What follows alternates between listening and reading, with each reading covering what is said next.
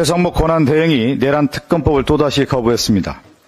억지 주장으로 특검의 필요성과 진상규명을 계속 거부하는 이유가 무엇입니까? 비겁한 보신주자의 변명으로밖에 들리지 않습니다. 국민이 선출하지도 않은 권한대행이 국민이 선출한 국회의 결정을 끊임없이 무시하고 억지 궤변으로 국가적 혼란만 키우고 있습니다. 심각한 문제입니다. 특검을 거부하는 최상목 권한대행의 목적이 무엇인지 국민은 의심의 눈초리로 바라보고 있습니다. 내란의 실체를 밝히고 법적 책임을 제대로 물을 수 있는 길은 특검밖에 없다는 것인 국민적 상식입니다. 추가로 내란 숙의 윤석열을 면회하고 돌아온 권영세, 권성동 의원에게 한 말씀 드리겠습니다. 이 당신들 주장대로 개인 차원에서 면회한 거라면 지도부를 그만두고 가야 하는 것이 정상입니다.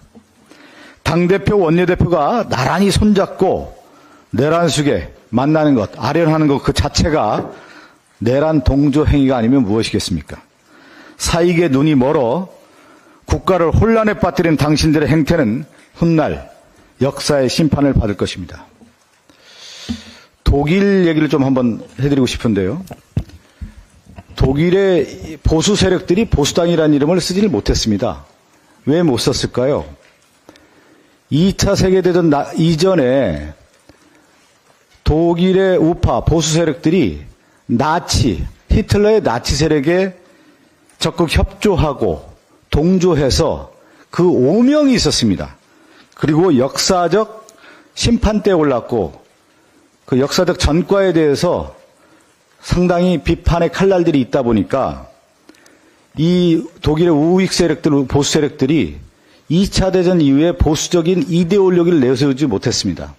그런 차원에서 뭐가 있었냐면 독일의 기독교라고 하는 전통적 가치를 내세우고 기본적 인권을 옹호했던 기독교와 우익 세력들이 결합되면서 우리가 얘기하는 기민련, 기사련이 나오게 되는 겁니다.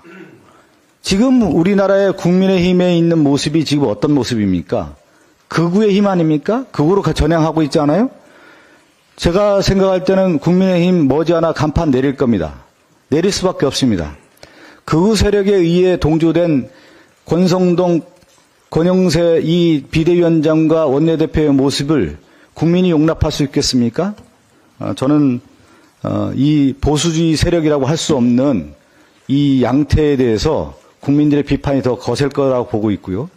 하나 더 나아가서 우리가 보수주의라고 하는 것을 어떻게 얘기하느냐.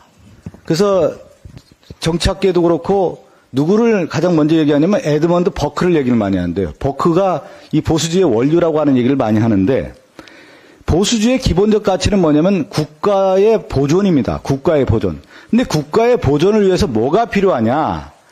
점진적 변화가 필요하다는 거예요. 점진적 변화가 필요하고 점진적 개혁은 필수 불가결하다. 이렇게 해야 하는데 그 점진적 변화와 개혁에 있어서는 고도의 신중함이 필요하다는 게 보수주의자들의 생각인데 그래서 어떤 얘기를 하냐면 에드먼드 버크가 제가 하나 인용을 해볼게요. 이 변화, 개혁은 아버지의 상처를 치료하는 심정으로 경건한 두려움과 떨리는 마음으로 임해야 된다는 거예요. 근데 윤석열의 모습이 보수주의자입니까? 헌정 질서를 무너뜨리고 국가 질서를 무너뜨리고 이 국민의 상처를 파헤치는 그런 무모함으로 비상계엄을 했던 사람 아니겠습니까? 극우파 아니에요? 히틀러의 모습을 그대로 지녔던 윤석열의 모습을 보수주의의 원류라고 할 수 있겠습니까? 우파의 모습이라고 할 수 있겠습니까? 극우파의 모습 아닙니까? 그런 차원에서 권성동, 권영세 이 둘의 국민의힘 지도부가 윤석열의 아련하고 만나고 손잡고 하는 모습이 결국은 극우와 함께 가겠다라는 모습이기 때문에 저는 독일 사례를 말씀드리는 것처럼 국민의힘은 앞으로 간판을 내릴 수밖에 없다. 극우의 세력으로 이미 전락했다라는 말씀 드리겠습니다. 이상입니다. 원내대책회의를 마치겠습니다.